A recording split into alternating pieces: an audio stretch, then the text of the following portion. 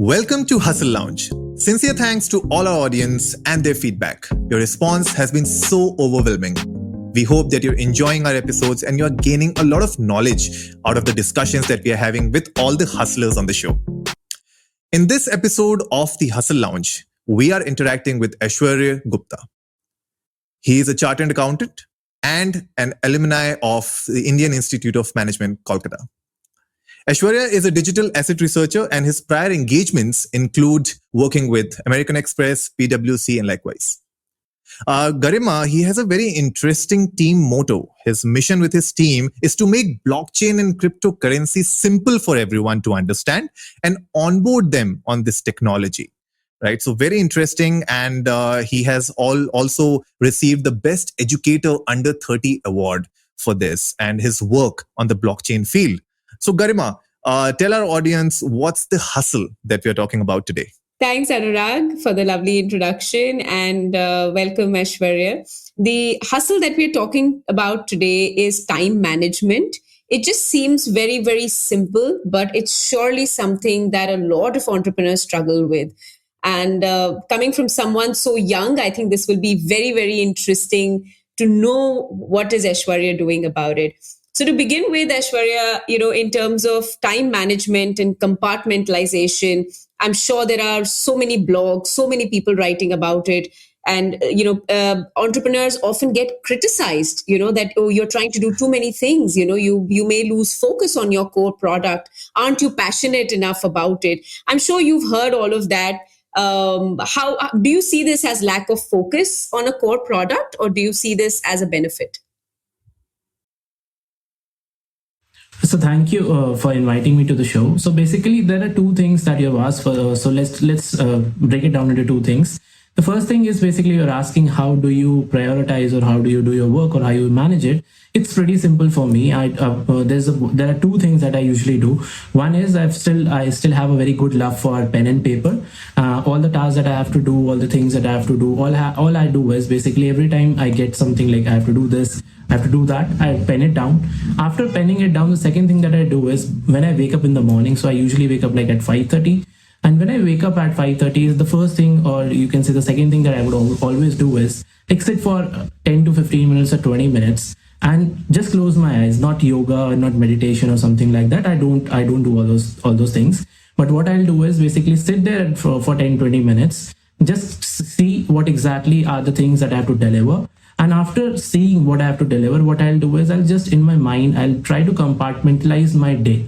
Instead of compartmentalizing other things, I'll just compartmentalize my day. And with there, what I'll do is simply I'll see, okay, these are the tasks which even if I'm not there, can be done by someone else. If that is true, what I'll do is I'll try to give it out to my team. I'll tell them, go out and do this work. If you have any problem, connect back to me. Otherwise, let's give it to you and do it.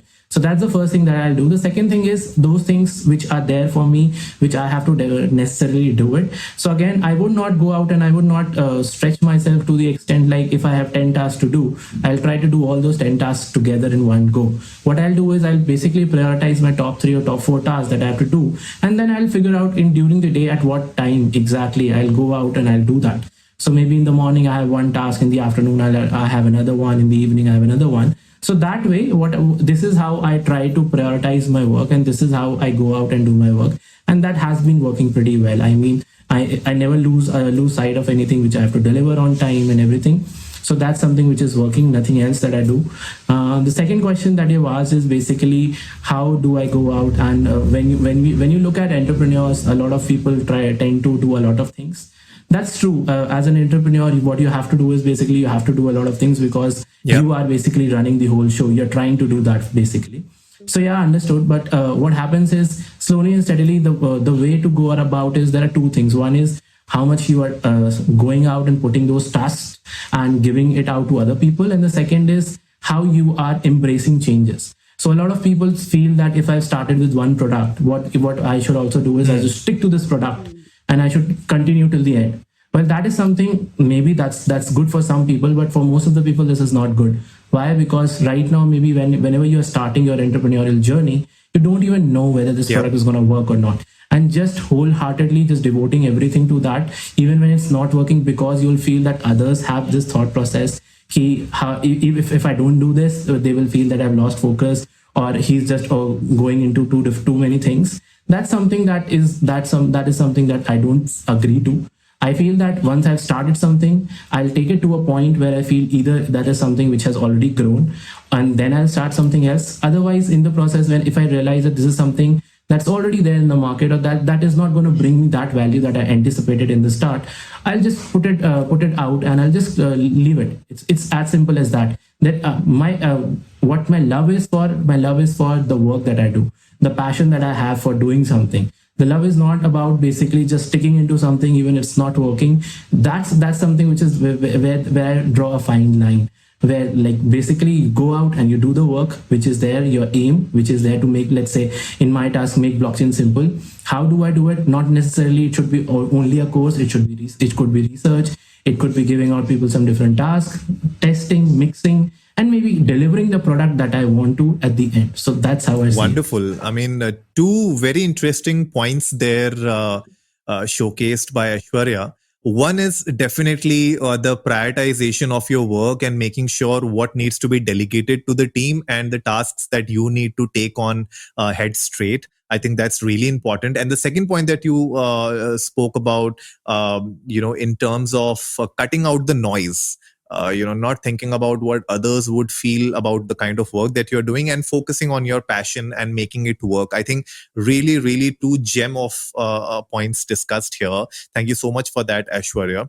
And moving ahead to, I think, in that same line, when you enter a new segment or you try to do something new, right? The barriers to that new stuff and the barriers to entry sometimes are really high. And so I want to ask you, what went through your mind when you decided that blockchain is something that you are really passionate about, and this is a segment that you would like to enter and grow into? Okay, so honestly, for this, I'll not say blockchain was something in my mind, or whether I knew blockchain is going to be very big or something like that. I was just a normal guy trying to find out something to do very good in the corporate. I just thought that if I'm able to bring in something very phenomenal to the company, or add something very big value to the company, what will happen is I would get a very good raise and I would be promoted very easily. So that was something that was going in my mind. Reason being, like I qualified as a chartered accountant multiple attempts. So that was something that was ongoing in my mind. I stumbled upon something, one of the product that I was working on, so one of the things that I was working with the team. So I stumbled upon one of the use cases of blockchain, which was cross-border payments.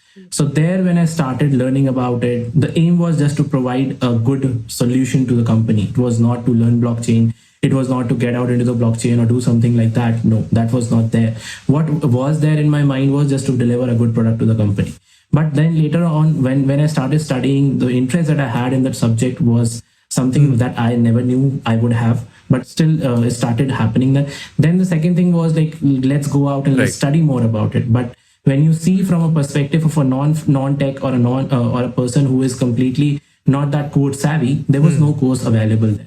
So that was something which drove me into getting something out for the people who are into the non-tech world, who are passionate or who want to do something in this blockchain world. And because what they do is they generally go out and they generally do the courses from Coursera or any such place. And the problem that they have basically there is they won't be able to understand because of the jargons and because of the stuff that is being used there to create that content. It's very good for people who are there in the tech world, and I absolutely agree with that. But for non-tech people, it becomes a very difficult task. So that is what drove me into getting into blockchain. Then I won't lie, I saw huge potential out there. Even today, like what happens is the amount of opportunities that you get, sometimes I have to say, I'm sorry, I don't have time. And this is something where you're getting a lot of work and everything. So that drove me into, and a lot of people wanting to learn about blockchain, but they're not able to do it. So I saw the problem which was existing in the market, which is still there at large, which is still there. So that is something which I thought is something which I have to do in the market. I started with just basic courses. I think took like 5-6 live batches, made it better for the people to understand. And after 6 batches, I stopped like iterating it or changing the videos, doing different things so that it can become more engaging or something like that. So that was there. Then slowly and steadily after I did that, I went into started working on research, because I knew once you study the basics, okay, I got it. Now what to do? Because you have to create a whole trajectory. You have to create a whole career path. It's not that everyone is going to do what start from the scratch, dabble into a lot of work, and then maybe come up with something. So that was something which was there in my mind. So I'm just trying to do that itself. So that is how I got into blockchain. Thanks, Aishwarya, and that's very you're in a field where everybody is interested to know what is going on. I know we were chatting earlier, and you spoke about being young and teaching the rest of the world, teaching head honchos and corporates. Everybody wants to understand blockchain, and you did go through a bit of struggle, if I may say so, or a hustle, if I may call it, initially. How did you overcome that barrier, and how did you let your knowledge surpass all of these noise that you were facing? I mean, what I'll say here is it was not the small but the biggest hustle for me to make those people believe that okay, I'm a 27-year-old, I'm a 28-year-old guy, and I have the knowledge that I can help you with, and I can make you understand blockchain. The moment I would go out and would say, let's take a session on blockchain. So the youngsters are very much enthusiastic about it. They would want to come and learn about it. They would want to get into all those things. But the people who are at eminent places, like I remember a lot of them started when I started. A few of my even work colleagues were like, they made fun of me, like, Aishwarya, this is not something that you should be doing. You're too young for for the work that you're doing and all those things. And I said the blockchain industry is also young. It's just like 3 years, 4 years down the line, which it has evolved. So I'm not late. I'm very much early, and this is something like the only thing that I did was I just maintained that consistency. So a lot of people would just get disheartened. It was to that height where you get disheartened basically. A lot of people, senior people, I would literally see a lot of my senior professionals talking about blockchain, knowing nothing about it. And on the other hand, I would just be a listener, because the moment I approach these people saying that let me do it, they would like, Aishwarya, you're too young for that. So that was there. That was a fair game. I think maybe most probably because they felt that this is something that they should be handling and everything. But ultimately, the thing is that once you get that knowledge, once you get that, then you get that confidence into you that would not be shaken very easily by anyone and everyone just coming in and saying, Aishwarya, you're too young. So that was something which I worked on. I just kept on working on my knowledge as to how more I can learn. Today I can proudly say that I'm among those few people who could, in the finance industry, who could understand blockchain and who are doing pretty well in the industry. So that was there, but the more and more I got involved in the projects, the more and more people saw my work, the more and more they saw I'm being heard, a lot of people are following me and something like that. Most probably till today, I would say like 80% of that is gone, where those people who used to say, hey, you're just a 27-year-old kid. But now what they see is they see someone who has the knowledge, who's ready to connect one-on-one, tell you what the solutions are. So today when I consult corporates also, sometimes they don't think about this, but yeah, there's still like 20% of them who are still of this thought process. I mean, I can just quote one example, which is like once I was giving like a very senior professional group the knowledge of blockchain, and people would want to ask me questions, but they were like, I literally saw 2-3 people just change their names in for the sake of asking questions, because they were like, how can I be someone with a 40 years plus experience asking a 27-year-old guy? So that is still there in the society, and I think it's not just for blockchain, it's for the whole society, that I would say that people are like, why should I learn from someone who is a junior for me? But I most of my learning is from people who are younger than me. I can proudly say that. I mean, some of the people are like 20 years, 21 years, 24 years, that's it. But that is something that is all about blockchain. You learn from people who have the knowledge. It's not about the age game. Yeah. In fact, it's so interesting that you shared this experience, and just for the sake of our listeners, and you are in an industry which is booming. EdTech has given so many opportunities in the last couple of years, and you're right. I think we all grew up with the mindset of a certain age group and education, and even when we were studying MBA, I think to be a visiting faculty or one of those goals were very far-fetched, 10-15 years experience, and then we'll do something. I don't think as young 20 something one would aspire, but of course the industry is booming. There are people like you who are changing the game. There's so many people who would be very passionate about education in general. Do you have any core tips to give them? Did maybe would starting a channel that you can share, like you did, a podcast or a YouTube channel, do things like these add as proof of concept for young entrepreneurs like you to gain that kind of confidence, or to showcase your skills to other people in the industry? Do you have any such interesting tips, if for the sake of our listeners, because I'm sure it's an industry that everybody is interested in today? See, one thing that I have personally felt is a lot of people who want to go out and create content, they are waiting for perfection. They're waiting so that they would get that one perfect video before they publish it. And that is where 90% of the people or 80% of the people are stuck. They are waiting for perfection. That is the biggest problem that is out there. Why? Because people have the talent, people have the knowledge. I mean, I remember the first video that I made. I was just like sleeping at night, and in the morning I thought, like, let's make a video. And I just wanted to make a video for mentoring people or how to learn English.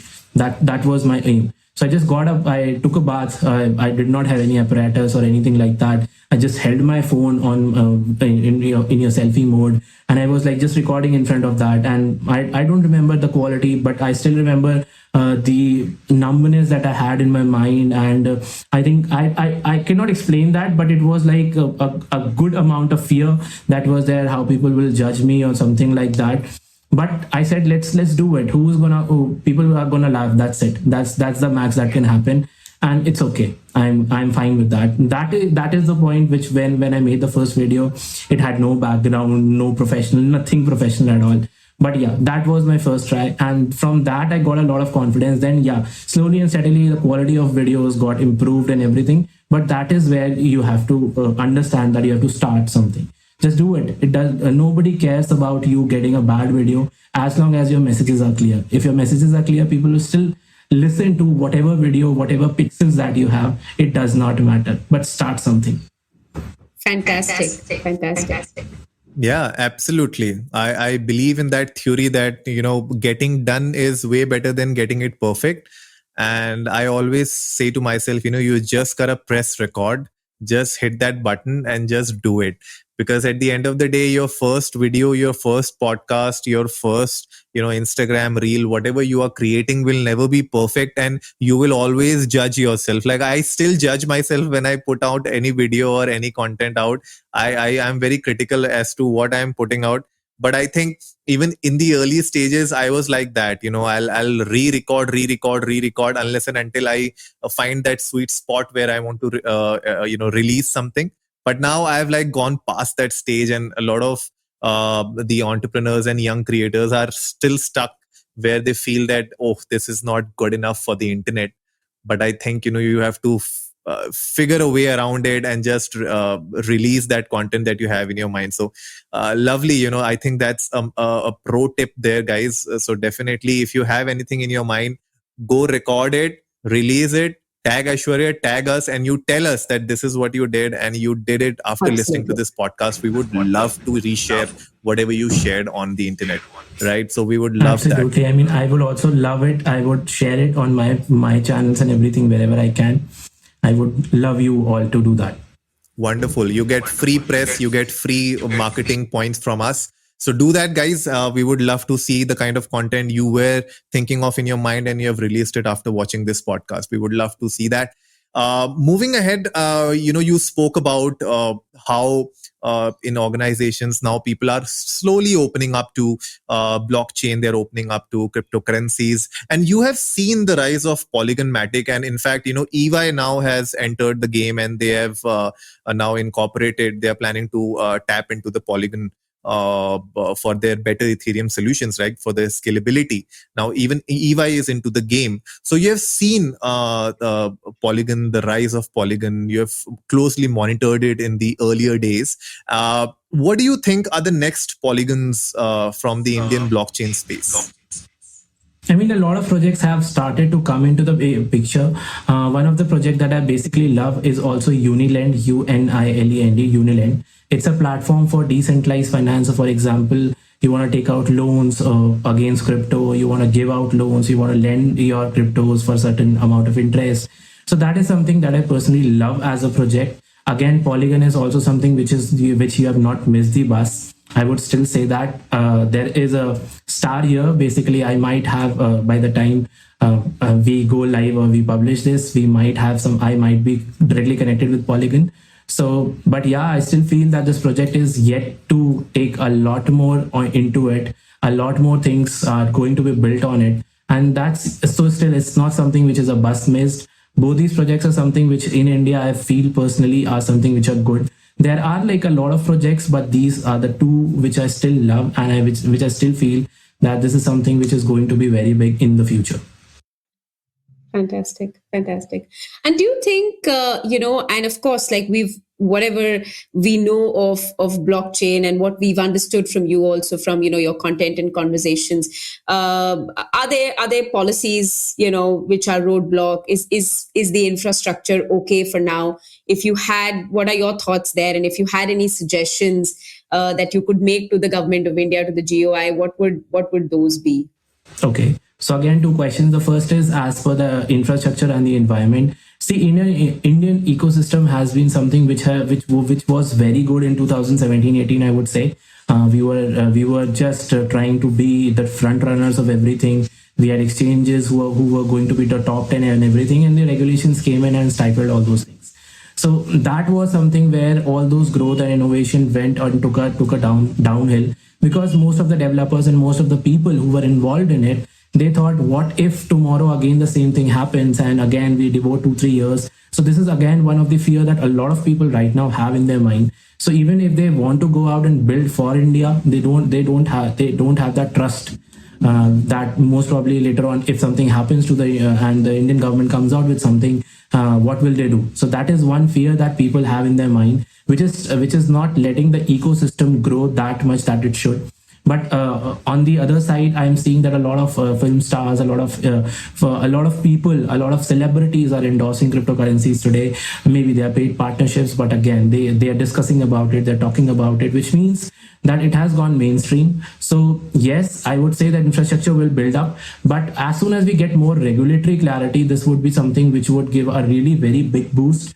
There are, I mean, on the regulatory side, I do interact with a lot of people from the ministry, from our bank, which is RBI, the central bank, and there are basically a lot of mixed emotions there. A lot of people think that their complete cryptocurrencies or blockchain is something which is useless. I mean, they would say blockchain is better, but cryptocurrency is not, while they don't realize that they both are very much interrelated to each other. And this is something that people don't understand. EY is also the collaboration that EY went ahead and did. That was just a proof that it's not about just the pricing of the cryptocurrency, but it's about the product that you're building.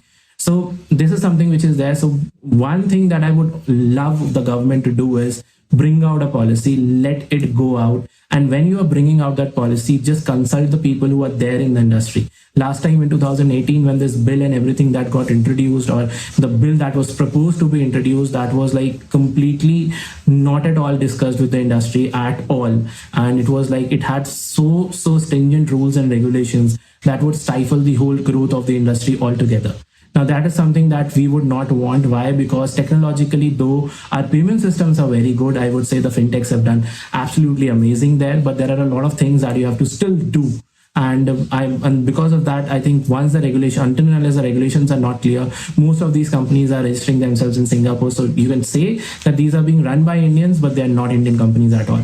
So once you go out, you consult the people that are out there who are working into the industry, who have an experience, not those people who just are in the ministry or just around you because they are a part of your government, or they're a part of whatever. But don't do that. Try to get into those people, or try to understand it from those people who have the knowledge, who have the understanding as to what this industry is, and then create a regulation. Maybe if if there is too much fear that they can cryptocurrencies or blockchain are not that good, try to create sandboxes. Let those sandboxes run for 6 months, 10 months, see their growth, see how they can implement, or how they can improve the overall infrastructure of India, and then take a call, instead of just listening to 10 people or 12 people just who are there around you and what they think about it. 99% of the people have literally no understanding about how these things work, and then taking an advice from someone who is not having the knowledge is something I would personally not want the government to do. So just that's one suggestion.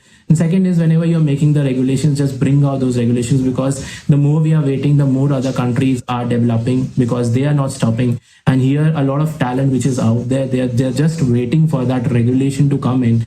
And no matter what it is, let just bring it out so that people can understand it. And also, I would urge the government not to get too much stringent on these laws, because that would completely, derail the whole industry that is again picking up in India. So I think that's the advice.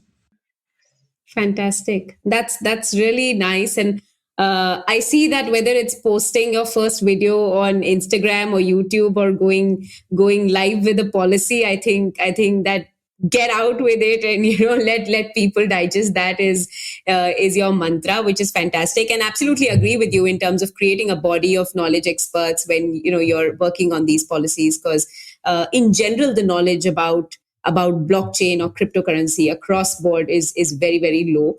But I'm sure for all those listening in, which includes me, we have so much to learn from you, and we'll surely follow you and take all the notes and everything that we can learn on blockchain and crypto. I think you're absolutely the perfect person. So nice to have interacted with you today, Aishwarya.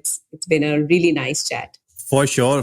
And guys, will definitely put all the links that you need to go and follow of Aishwarya, his LinkedIn profile, his YouTube channel. We'll put the links in the show notes below. So go and check them out. Go follow him. And if you have any questions regarding blockchain, cryptocurrency, or how much play money you need to have for crypto, go ask him. And he's the guy for you. And yeah, I mean, you can reach out to us as well, and we'll help you get those questions answered. So with that, it has been a lovely chat, Aishwarya, and we would love to have you again on the show in the future to discuss more about cryptocurrency, and if there are any more advancements where you are gonna be our go-to guy. So thank you so much for being on the Hustle Lounge today. We have had a lovely chat. Thank you. Thank you so much for hosting me. It was lovely talking to you all. Thank you. So thank you all for tuning in today. Please do reach out to us at hustlelounge@sociallydesi.com for any suggestions, feedback, and collaborations that you may have in mind. See you next Tuesday, and keep hustling.